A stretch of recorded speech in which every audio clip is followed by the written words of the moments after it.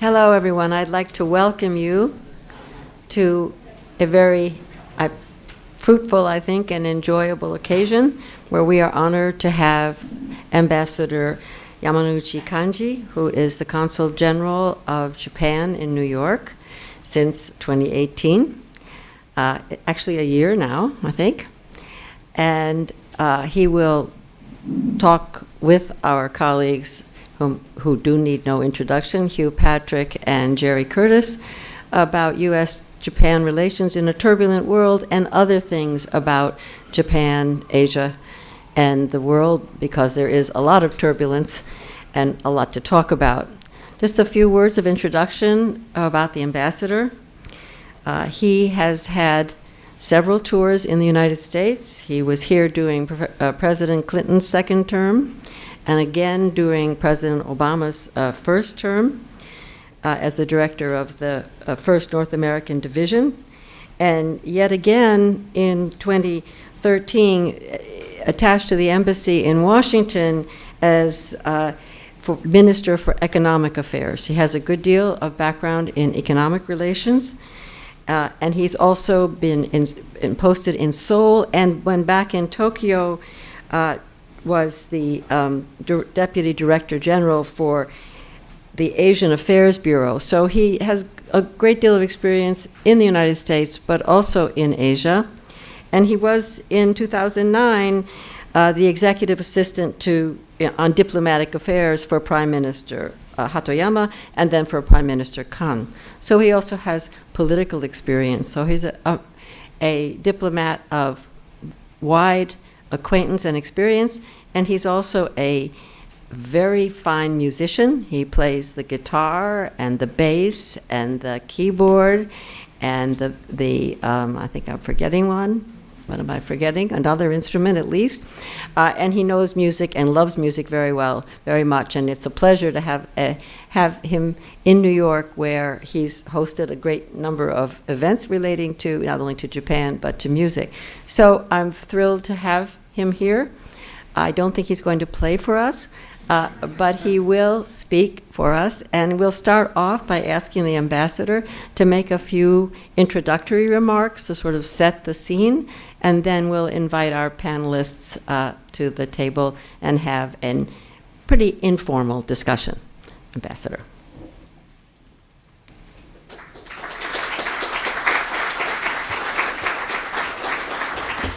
Thank you very much, Gerald Sensei.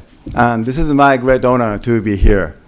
This is my fourth round to the United States. The first part of diplomatic training, I was at Weatherhead University in Middletown, Connecticut. So New York was shining city. So from time to time, I drove down to New York City. And twice in Washington, D.C., as you may know, Washington is the capital of this country, and also foreign policy and politics. It's a very exciting city for diplomat. But for an individual, it's kind of boring. So I always drove up to New York City many times, and this is my first time to live here, so I'm so excited. And so today, we'll have a discussion among three of us and four of us, and like a fireside chat, and talk a lot about US-Japan relations, Japanese society, and foreign policies. But since I just want to do a little quick tour, or the way I think of US-Japan relations, the past, present, and the future. It's very quick. If you know the Japanese kids game, Kamishibai. Do you know Kamishibai? Maybe you are too young to know that. But I will be very quick. So, and this is the 9 pictures. I really think that this is today's US-Japan relations. As you know, the President Trump and Prime Minister Abe enjoy themselves playing golf, and so close relations, very effective communication between two leaders. And yes, we have, this is the President Obama and Prime Minister Abe looking the future, looking ideal, the vision together. And now, today's Japan, as you may know, America is all over Japan, like a McDonald's. And I like this picture particularly. This is retired space shuttle towed by Toyota pickup truck. There was a criticism from state of Michigan. Why not Ford? Then the people of Texas said, Toyota Tundra is made by Americans, made by Texans. So this is American car. So the nature of Japanese business in the United States has changed dramatically. And this is a foreign travelers to Japan. And now Japan is second time, third time opening up the country. And kids smiling together. And this is a core of alliance between US and Japan. And also the outer space. This is International Space Station. This part is a Japanese unit called Kibo. And American astronauts and Japanese astronauts working together with other astronauts from other countries. And this is, of course, very famous jazz players and other Japanese. And so much so, US and Japan are going on many things, very rich relations. But if I choose one word for US-Japan relation, this is a cornerstone. This is from the Prime Minister's policy speech. Based on the Japan-US alliance as a cornerstone, Japan will realize free and open Indo-Pacific. But this relation started back in middle of 19th century. This is the year of Commodore Perry, and 2019 today. If I pick 9 people, especially before the war, as you know, this is Commodore Perry. Do you know who he is? First diplomatic mission to Japan, Townsend Harris. And this is the first head of the mission to the United States. He brought ratification letter of the treaty, amity and commerce between two countries. This is Jacob Schiff, the banker who helped Japan to fight against Russia. Teddy Roosevelt, Frank Lloyd Wright, who designed Imperial Hotel. Inauguration, this is amazing history. Inauguration date of Imperial Hotel in Tokyo. That same day, great earthquake hit middle of Tokyo. Almost every building collapsed, except newly built Imperial Hotel by Frank Lloyd Wright. And they are the only two major countries who love baseball so much, US and Japan. And the year of 1934, this guy came to Japan. And Helen Keller, very inspiring person. Far before the notion of women's empowerment, she came to Japan and inspired a lot of people.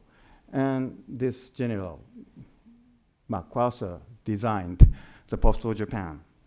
And Yoshida.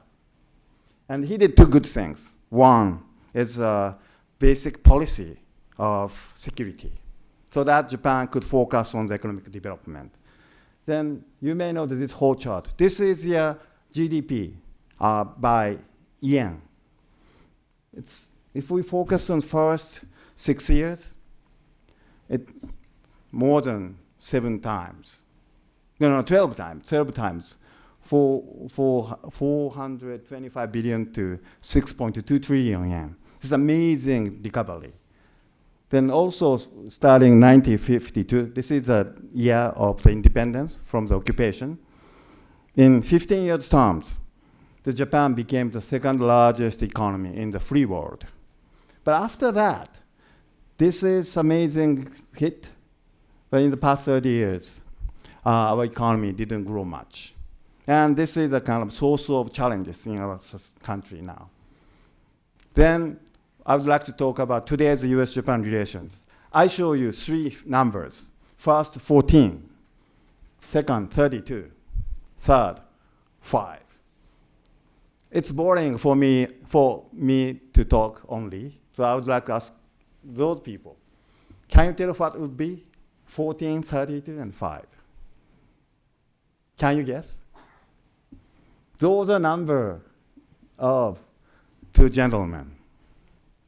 First, 14 is the number of the leaders meeting face-to-face in the past 3 years, 2 years and 10 months. And second one, 32, telephone conversation.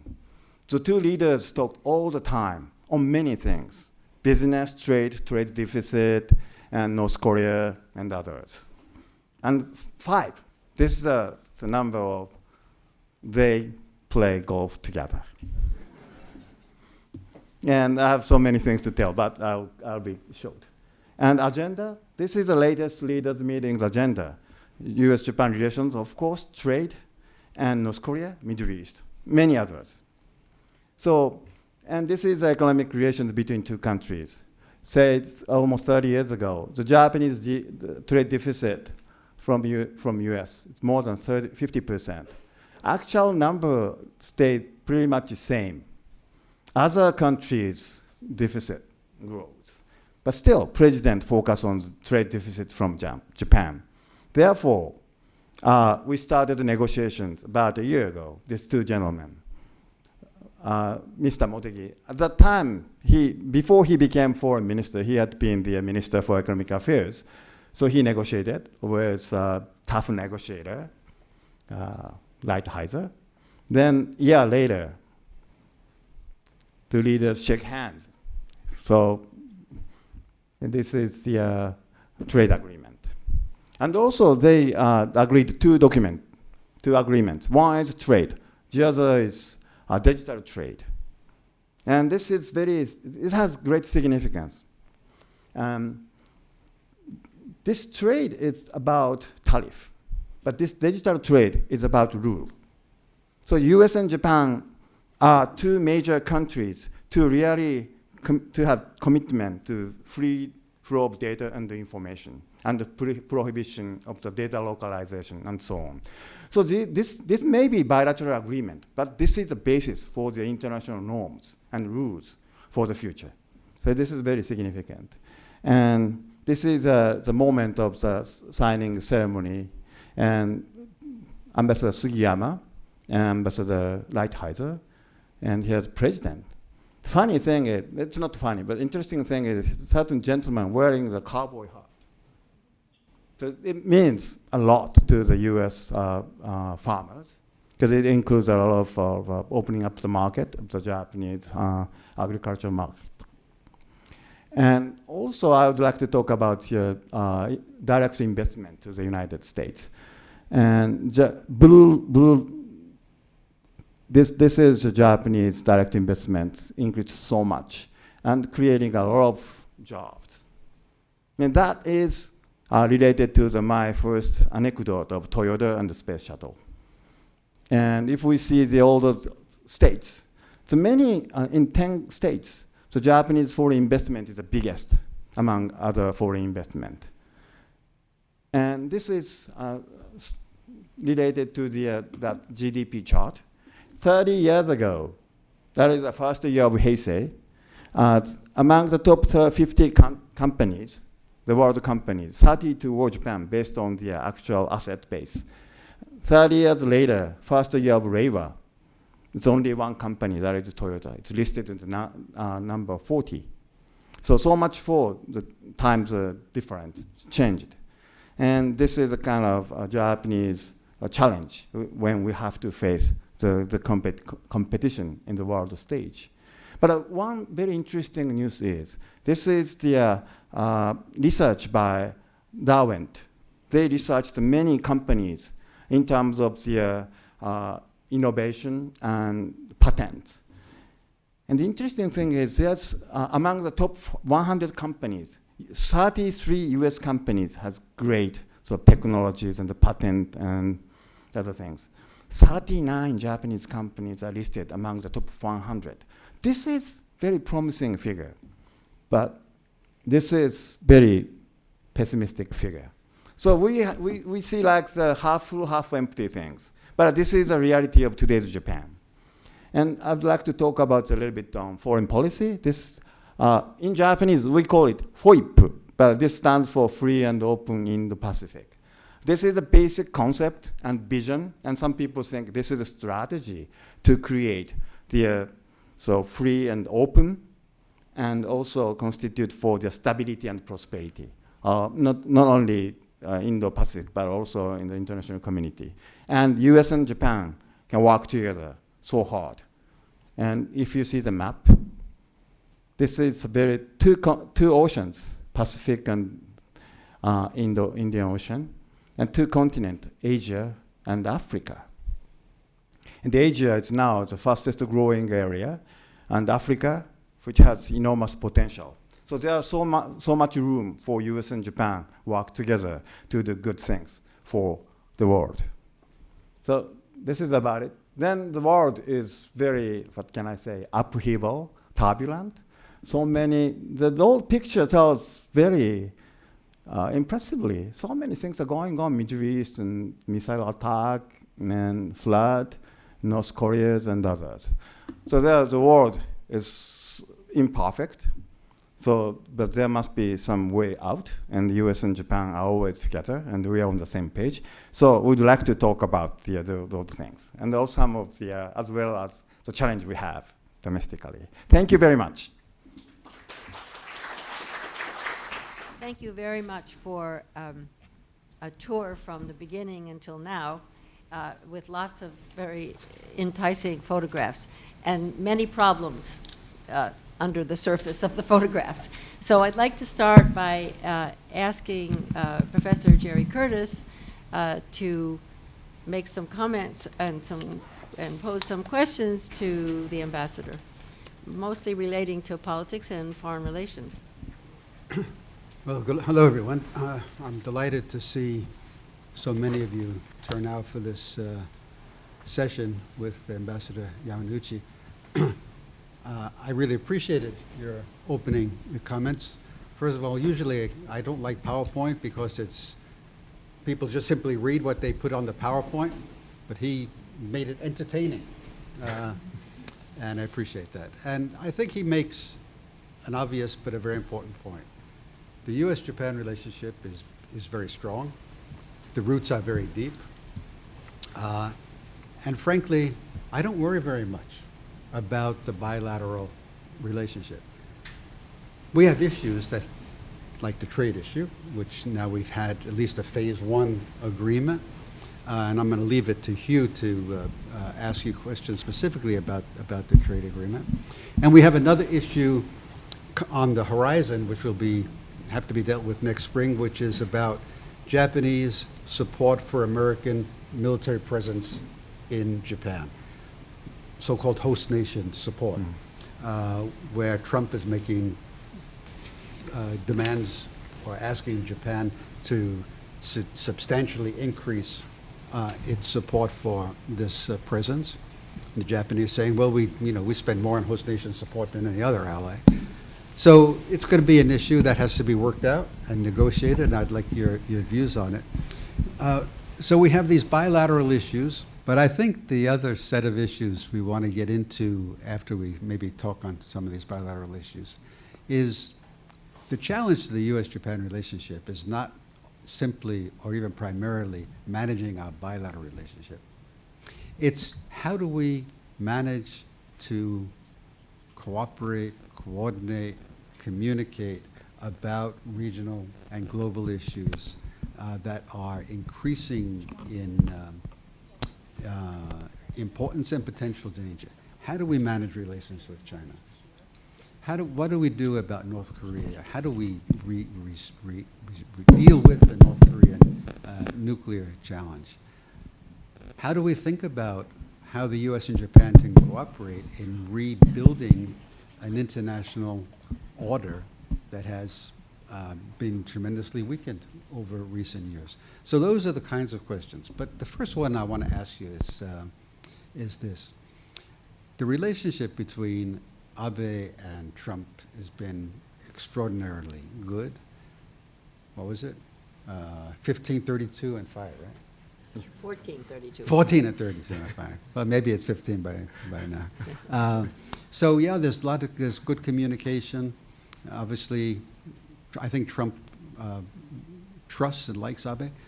But the question is, the American administration has difficult and contentious relations with every other ally, whether it be the Germans or the French or the Canadians. Why do you think that, how do you explain why this alliance between the U.S. and Japan has gotten stronger, whether it be Obama or now Trump? Very different leaders, different approaches, but the U.S.-Japan relationship is strong. What do you think the key issues are that explain that? It's a very fundamental question. And I would say this relationship between country is never easy. The top leaders' relations is very, very important. But at the same time, people-to-people relations are so vital. They say all politics is local in this country. So I would say 30 years ago, when we had serious trade deficit, I remember some footage. The American workers paying $1 got a hammer and smashed a Japanese car. It was like a very common footage in late 80s, while I was a young soldier of US-Japan trade war at the Hokubei Nika. I still remember that. But that was a moment of US-Japan security relations so tight in the heyday of Cold War. Nakasone and Reagan and others. So, but even though those sort of foreign policy level, the relations and alliance were so solid, but still that kind of things took place in those days. But now it's totally different. That is a direct investment by the Japanese companies. They did it, not for the sake of the US local community, but for the sake of their long-term interest.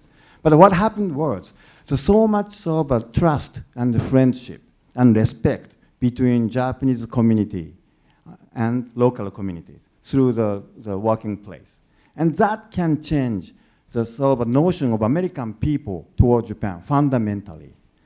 So in the days of the Toyota was so much accused of the Prius brake and the recall things, all those governors where Toyota had a factory sent a letter to Congress. And that was I think if I pick one single element of this today's solid relations between two countries is that the business relations, which created the good trust in the local community. I'm glad you said that, because that was what I was going to say too. I was thinking about U.S.-Japan relations, and so I sort of just made myself a list of what are the four major dimensions. There are other dimensions too, but of course the security alliance, and we take it for granted, we're not even talking much about it. We may later on. The main focus has been on what I call the political alliance, or the government-to-government relationship, which is what they are expert in. But it's clearly founded on a very close business relationship, which I'll speak a bit about. But there's another dimension, which is people-to-people relations. I think a little closer to me, yeah, okay. What's really important is, I think, that Japanese and Americans in many different ways get to know each other as tourists or as students or one thing or another. And this is not, I want to come back to economics, but one of the things that bothers me about Japan is that fewer and fewer young Japanese are studying in the United States or in any foreign country. And I would like to see the Japanese government take a very bold policy to say that any college graduate could spend a year abroad in the United States or any country, funded by the government, to do study or perhaps to work for a non-government organization. We have to think about how this would work out, but that in principle, every young Japanese college graduate should go abroad. And this would, if this happened, it would really change what I fear is an increasingly inward-looking Japan as yet a major player in the global world. So I just wanted to put in my sort of suggestion that that Japanese government be very bold in this sort of person-to-person dimension. I'm an economist, so I guess I'm supposed to talk about trade and business, and that we have this U.S.-Japan trade agreement, and we have to don't overemphasize it. It's not very big. It's sort of ratifying where we are. It's a little less than where we were. President Trump withdrew from TPP, which was a I think, a major mistake. And what this agreement does is gets us back part way to where we were, but not all the way. And we've talked about, both sides are saying how important the trade agreement is. But one of the things that it doesn't address is, President Trump has suggested that maybe automobiles should receive an import tariff of 25% or something like that. And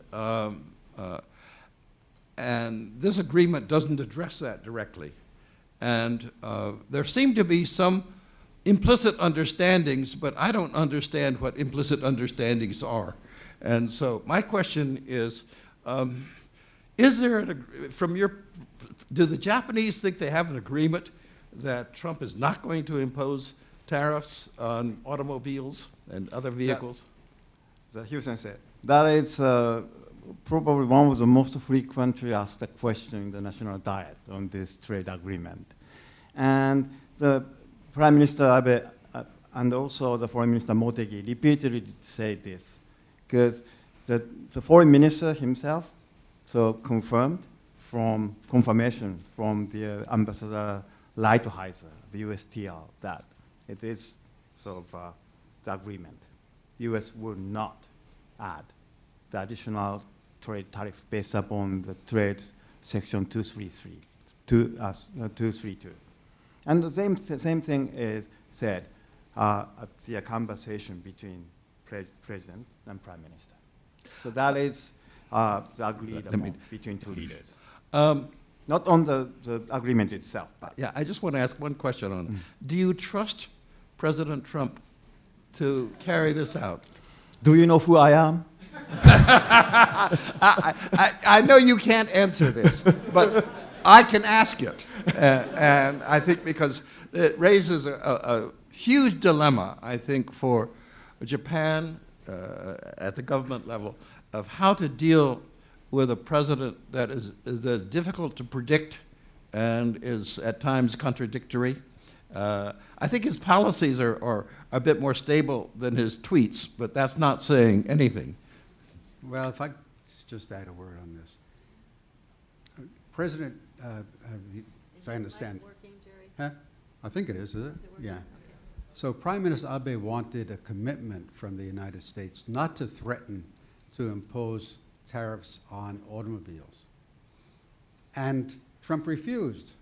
And so they've sort of, as the ambassador said, the U.S. has no plan to impose new tariffs. But I didn't expect from the beginning that Trump would ever agree to that. This is leverage, and he's not going to give it up. So I think what we see in this trade agreement is Abe's pragmatism. He wanted more than he got, but he didn't want to have a fight, and he avoided a fight. Gave Trump what he needed on agriculture, and basically that was it. Not much the other way around. So it tells you something about, I think, about Japanese political leadership. Whether it be Abe or any of the other many prime ministers in Japan since the end of the Second World War, my sense, but I appreciate your reaction, the most important foreign policy goal for a Japanese prime minister is to have a good relationship with the United States. No prime minister can survive who does not manage the U.S. relationship well. And so when Obama was president, Prime Minister Abe talked a lot about international liberal order, free trade, and so on. He still does, but not to Mr. Trump. And so with Mr. Trump, it's a different, he sort of adjusts to make sure that he has a good relationship. And I think that's simply, given Japan's geopolitical situation. You know, in Europe, France and Germany are part of a community, European community. there's more than one. But in Asia, Japan is kind of alone, with its one good friend being the United States. So I think this sets a very different kind of framework for the bilateral relationship than we see with our European allies. But that, you want to have any Yeah, comment? if I may, I want to mention many things, but one, yeah, about the agreement. But this agreement is a kind of the outcome of the more than 2 years negotiations, in a sense. At the first day of the inauguration of Trump administration, he signed the certificate to withdraw TPP and asking the bilateral agreement with us. The Prime Minister flew to Washington, D.C. as the first official guest, the second official guest after Premier May, and had a lengthy discussion and established U.S.-Japan economic dialogue headed by Deputy Prime Minister Aso and Vice President Pence. And we talked, and finally we had this one. And so we have very close communications. And also, Curtis Sensei just mentioned, what is a necessity? What is a political environment which require this administration to ask all those elements? And that we've been sort of reading all those political climate, the political calendars, what the reality of the businesses. That we've been communicating with the US businesses too. So in that sense, we're very much comfortable with this first round of the agreement of trade. And also, after all, trust is so important. And that trust is fostered by two leaders. So I just mentioned 5 times of golf. I want to say one thing. In the very first round, it was played in Florida. They played 18 holes in the morning. After lunch, President asked another 9 holes. Anybody who play golf knows if you play 18 holes, if you don't want to do it, you don't have to, and you should not ask other around. But he did. That is sort of the personal relations and trust was so nice, so good. So that is a sort of a proof of between two leaders. So in that sense, we trust. And the other thing, for the Japanese Prime Minister, the relationship with the US President is so vital because Japan is alone in Asia. I say yes and no. Then Japan is not alone in Asia. Japan has many like-minded countries. Of course, sometimes we have some problems, but basically we share a lot of strategic interest, commercial interest, and political interest. So Japan is not alone. But nevertheless, we need definitely the good relations with the US president, no matter who or she is. And I think this is very much true to any other country, any other leader in any age. So I remember one chapter, if I may. I like Winston Churchill a lot. So sometimes, occasionally I read his memoirs about the Second World War. Then he became the premier May 10th. Then he became May 10th of 1940. And in November of that year, the FDR faced the third-time election. And in those days, Churchill wrote a lot about his commitment to the FDR. I wrote him a lot. I had conversation with him a lot. Why? Because UK was fighting war against Hitler.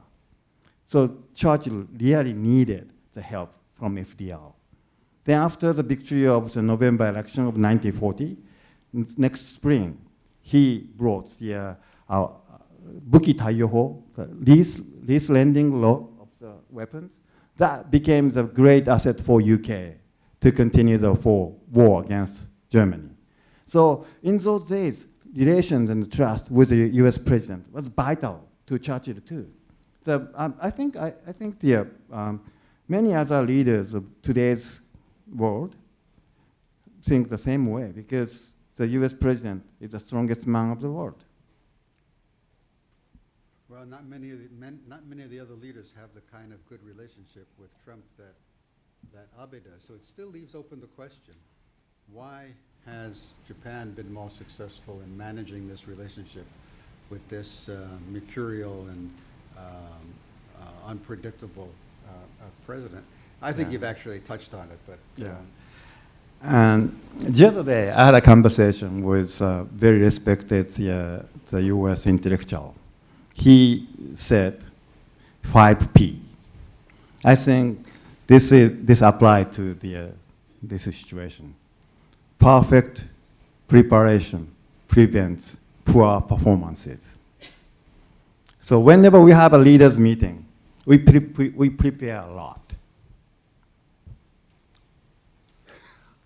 You know, I'm impressed by how well it seems that that Abe and your diplomatic group have done in developing and maintaining this good relationship. So the question is, what effect is it having? I think it's having on the political government side a very positive thing. But I was sort of surprised when President Trump introduced the 9% tariff. He didn't exclude Japan from that. And if it was such a good relationship, why didn't he exclude Japan? I may not be the best person to answer that question. We've been talking all the time, and there's a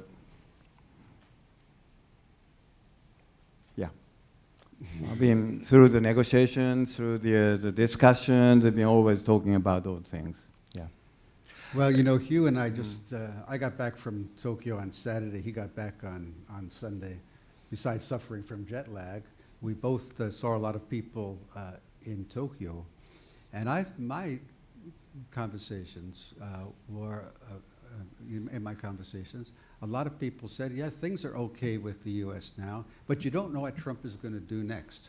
You don't know how hard he's going to push on host nation support, threatening, well, he's already at one point said, maybe we don't need the security treaty, which would be an absolute disaster, and that's not going to happen.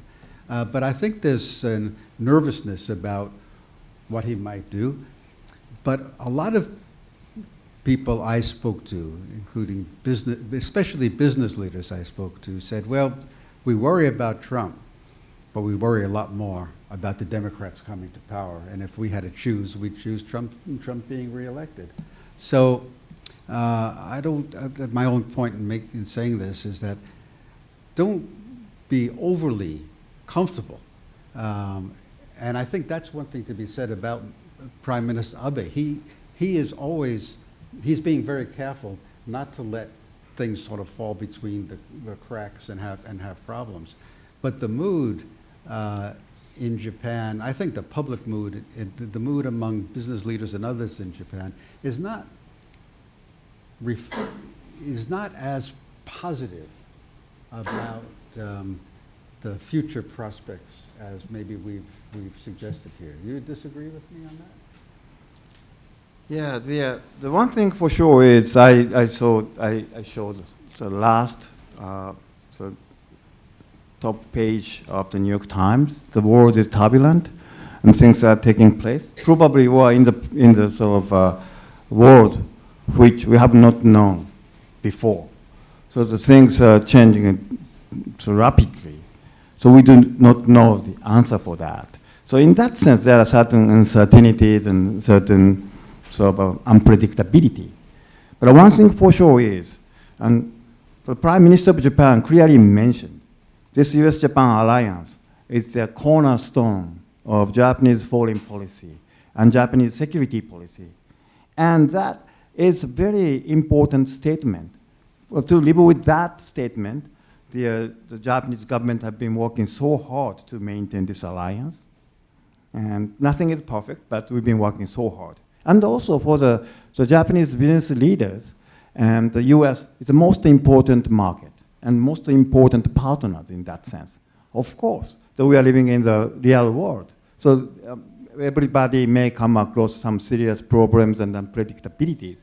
But the unpredictability does not mean that the relation is sort of a problem. It's, the process itself is so important. And I think the US government and the Japanese government have a very close communication from the top cabinet members and working level professionals and others. And also, I think the cross communication between the intellectuals like Patrick Sensei or Curtis Sensei going to Japan to have a communication with those intellectual leaders in Japan, that also help to enhance these relations in a very difficult world. When I was in Japan recently, one of my favorite questions to business people or to anybody is, what do you worry about most? Nobody ever worried about U.S.-Japan relations. It's very solid, it's very strong. What do they worry about? The things that we all worry about for Japan. The population is declining. There are more older people. How does society adjust when it has a decreasing population and more older people? And I think that's the concern that I heard most people talking about. The economy actually is doing quite well. And even though everybody is worrying about this future, the economy itself is doing well. I was surprised to hear a couple of business leaders worry that the world, not the political world, but the technology world is changing so fast. The digital world, AI, was forcing companies to change more rapidly than their companies could change. These were large companies. And the problem with any large organization is, in a sense, the very top people can understand very well that you need to change, and the new young people, like some of you here, understand very well. But it's the sort of the in-between group that have a sort of a mindset that and I think the danger in Japan is that the mindset is very hard to change, and it has to change. And so I think this is a huge challenge, not for U.S.-Japan relations, but for the future of the Japanese economy. I think the society is strong and the politics are strong. It's a very stable society, but I think the economy has these dangers of how to change the way of thinking about the world. Yeah. Let me Yes, please. So switch the topic a little bit. As you mentioned, the U.S.-Japan alliance is the cornerstone, not only for Japanese foreign policy, but it's the cornerstone for American policy in Asia and beyond. But the cornerstone is based on a very critical assumption, which is that the American commitment to defend Japan is credible, that the U.S. is reliable, that if Japan is threatened, the U.S. will come to its assistance. And there is concern about how much Japan can continue to believe in American credibility. For example, North Korea, having now tested short-range, medium-range ballistic missiles. Trump's response is, they're not testing intercontinental ballistic missiles. Things are okay. It's not a big deal. Well, it's a big deal if you're within the range of these shorter range missiles. And if Trump's view is, as long as they can attack the U.S., we don't have a problem, that's a problem. That means that he doesn't see that defending Japan against North Korea nuclear weapons is an American issue. That's the implication. So the credibility of American deterrence, the credibility and reliability of American commitments, do you think that's been shaken in recent years? I think the U.S.-Japan relations trust is very solid. And so, for example, North Korean issues, I just mentioned 32 times of the telephone conversation. And I wouldn't mention the exact number, but the communication on North Korea is very solid, from the very top to the working level people. And we share a lot. And also the communique between North Korea and the U.S. in the first round clearly mentioned complete this denuclearization. And we know what it means. And so that we share the goal, and we communicate very well. So I think that is so important. Of course, there are certain sort of political rhetoric would be mentioned in various ways, but the important thing is we share the core purposes, and we have very close communications. On North Korea, I was really impressed that the U.S. government accepted the Japanese view that the abductee issue is a major issue, because it's not a major American issue, but it's a Japanese issue that we have now accepted as an important issue. And in some sense, it shows, I thought, a closeness of the U.S. and the Japanese commitment to each other, that an issue that is really a Japanese issue has become now an issue for both countries. And by the way, I was sent to North Korea once for 17 days, not as a punishment, but as a head of the advanced team for the Prime Minister Koizumi's first visit to North Korea. I spent there. I experienced many, many things. Then we understand what's going on now, and so I have trust with U.S. in many ways. So this is not a question, but just my reaction. I think there's a lot of thinking going on in Japan about how to reinforce, strengthen this U.S. commitment over North Korea. At least some very senior people in the government have, at least in quiet conversation, talked about maybe we need to hold out the possibility of reintroducing American nuclear weapons on Japanese soil to deal with the North Korean threat. I wouldn't underestimate the concern about U.S. reliability, credibility, deterrence power, given the uncertainties about how this administration is managing foreign policy. But this is probably something that the ambassador is not going to talk on the record about here to everybody. Well, let me, is my mic on? Yes. Well, let me just ask, just shift a little bit, because this is all very warm and comfortable discussion about U.S.-Japan relations, even despite what, excuse me, what you just heard from Professor Curtis. But, you know, I have a feeling that this is, what world are we living in? I mean, there was, for a very long time, U.S.-Japan relations were the most important relations for the Japanese government. We don't live in that world anymore, right? That is to say, that was the Cold War world. And now the relations between Japan and Asia are critical. And the relations between Japan and the rest of the world are critical. So, you know, I don't know how many rounds of golf it's going to take, but in fact, Japan really does have to have a policy or a range of policies that deal with regional issues and global issues, not necessarily independent of the Gulf partners, but in some way a Japanese policy, which the Japanese government can negotiate with the U.S.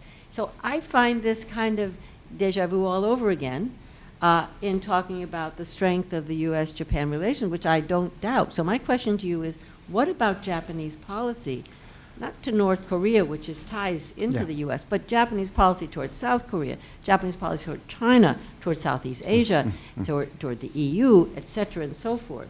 And we know that Abe has made strides in those directions, but we don't hear about it. I'd like to hear about those kinds of, even though you're actually an ambassador in the United States, I still like to broaden the discussion a little bit to talk about Japanese policy, first toward Asia and then to other parts of the world.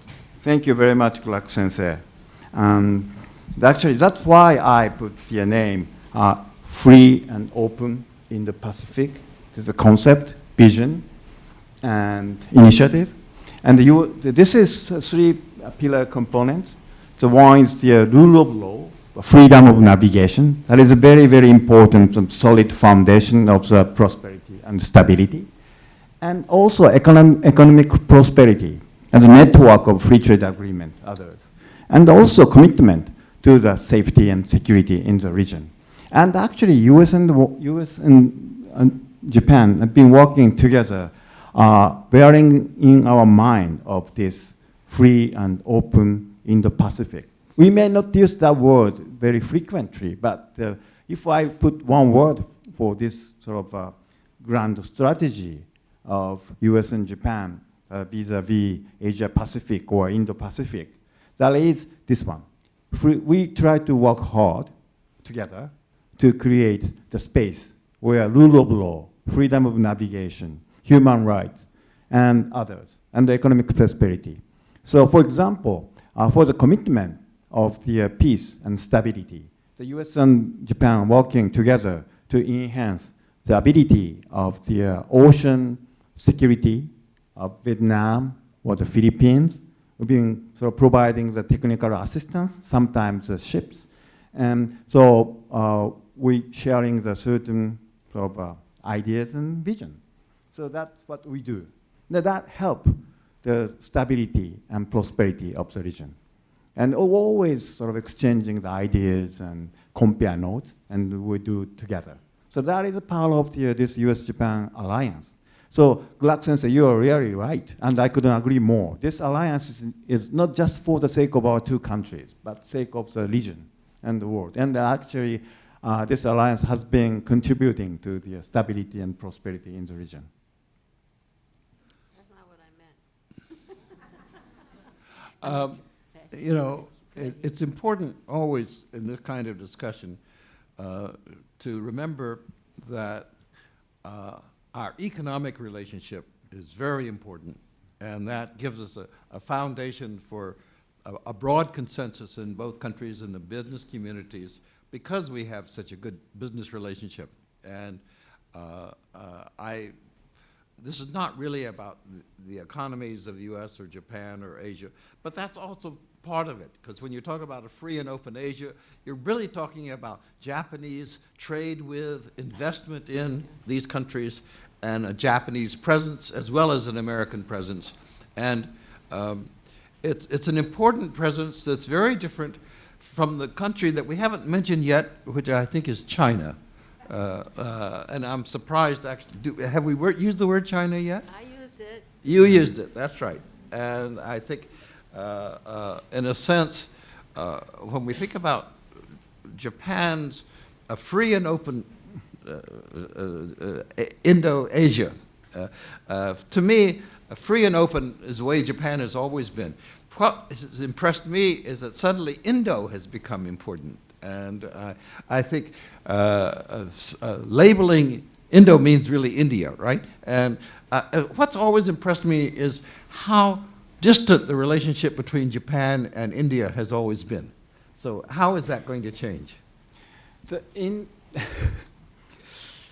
The bilateral relations between India and Japan has been very good.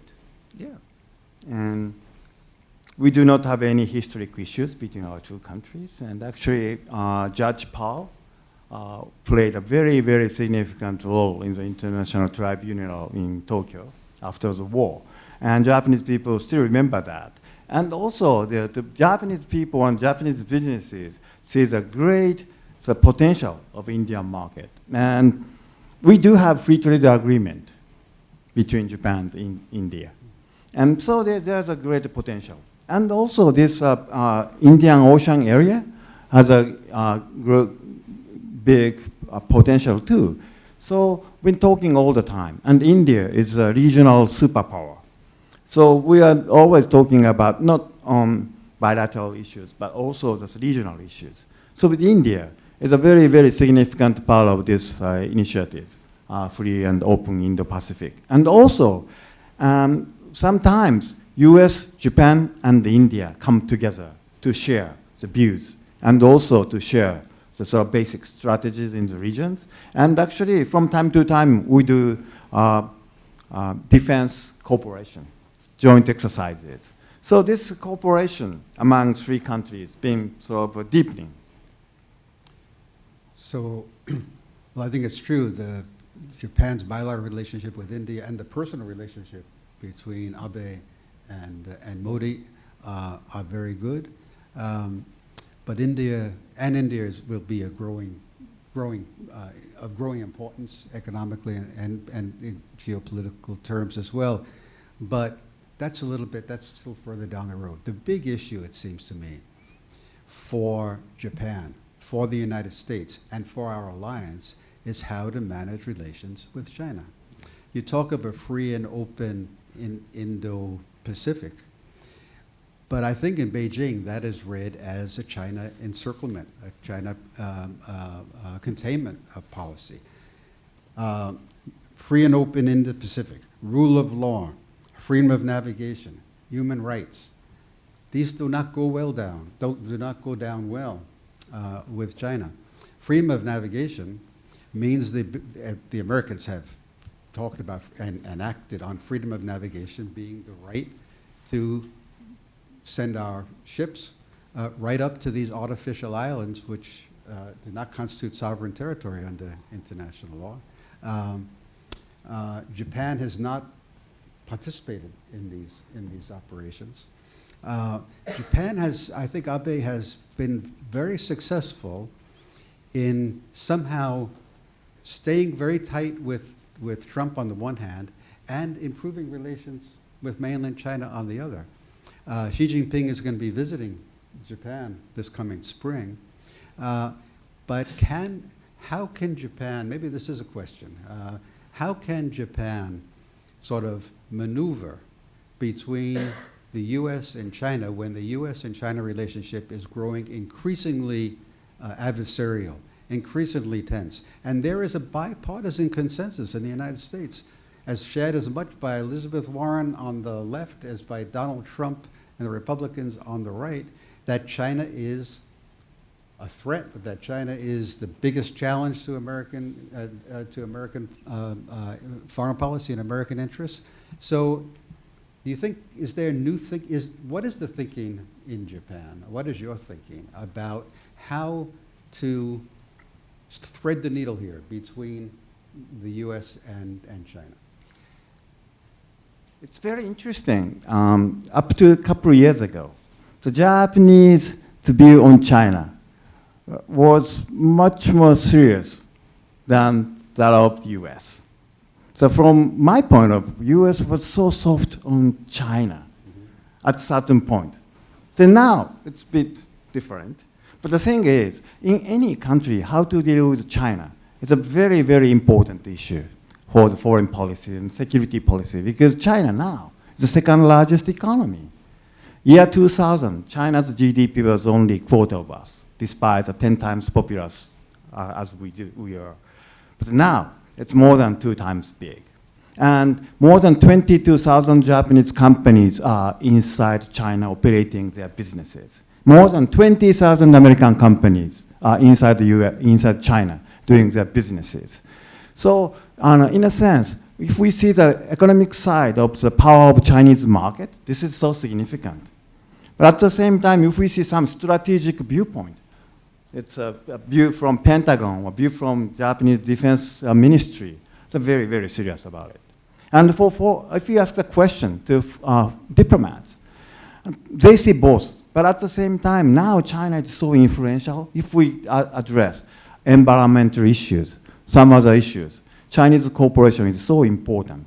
So it's always how to make a balance. That is a very, very important thing. But I would say the US and Japan have been always coordinating, talking, comparing our note and our strategy.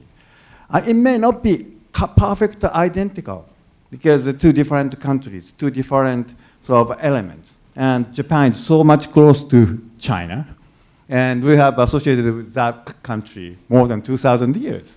So we have our own relations with China. But the most important thing is our alliance to address the stability and prosperity in Asia-Pacific, Indo-Pacific. So we are always talking, compare note, try to reduce the differences of that. But any country has been always thinking and how to make a balance. It's so critical. But for many Japanese companies, U.S. market is so critical. Then they pay a lot of attention. What's going on in Washington? What's the regulation on investment and export control? So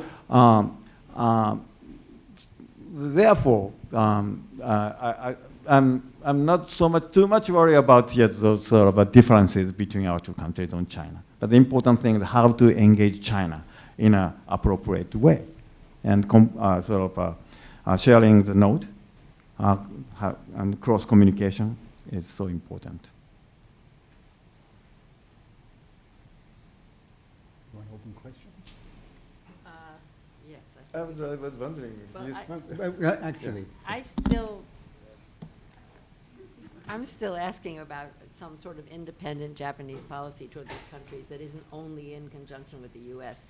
And I could mention South Korea and ask you what the policy, Japanese policy is to South Korea. I was stationed in South Korea. Then I have many friends, and we share a lot. And when we had treaty, 1965, some 365 days a year, only 10,000 Japanese and Korean exchanged in that particular year. Now, every day, more than 10,000 Japanese and the Koreans come across, altogether close to 10 million. That tells a lot. Of course, everybody knows what happened before the war. Then it took 15 years to conclude that 65 treaty, tough negotiations for both sides. And thanks to the intermediation of the United States, and treaty was signed. And we developed to overcome the past today. But we're living in a very real world. So from time to time, we come across the very sensitive emotional problems. But let's hope we overcome that, because we share a lot. Commercial interest, strategic relations, and political interest. So let's hope it. But the thing is, this time, this core issue of 65 treaties is damaged by the action from South Korean side. So we are always sort of urging them to rectify it. But we see the future-looking relations, and that is so important, so critical for both Japan and South Korea, and also for the US. Thank you. Thank you very much. I would like now to thank our panelists, to thank Professor Hugh Patrick and Professor Jerry Curtis, who are just gotten off the plane from Tokyo, and for their contributions and their comments, and especially to thank Ambassador Yamanouchi for his very informative and I think very passionate presentation of Japanese-American relations in a turbulent world, and I wish you all the best in your optimism. Thank you very much. ありがとうございました。